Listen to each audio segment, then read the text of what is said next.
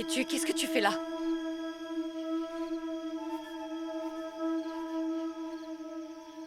Je suis Matt.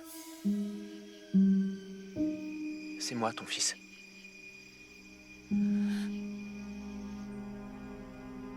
En réalité, je sais pas exactement ce qui s'est passé.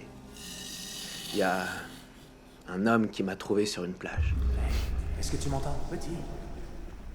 Il pensait que j'étais mort. D'ailleurs, c'était pas loin. Merci. Je me souvenais que je m'appelais Matt. En tout cas, j'avais cette idée-là dans la tête, mais c'est comme si tout le reste de mes souvenirs avait été effacé. Les médecins ont dit que j'étais tellement resté sous l'eau que mon cerveau avait manqué d'oxygène. C'est la seule séquelle que j'ai eue. Mon Dieu.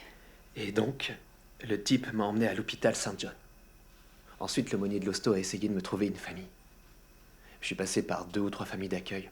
Et j'ai atterri chez les Reynolds, qui sont des gens bien. C'est eux qui m'ont élevé jusque-là. Pourquoi maintenant? Comment ça se fait que tu t'es rappelé d'où tu venais? Des souvenirs ont commencé à me revenir il y a 2 ans, c'était des petits détails. Et puis ton visage. Celui de papa. Je me souviens d'une petite maison, dans le coin. Elle était jaune. Celle d'Oak Street. Je viens d'avoir 18 ans. Et je sais que mes parents adoptifs étaient géniaux, mais... Je me suis dit qu'il était temps que j'aille me confronter au monde et que j'essaie de retrouver mes origines.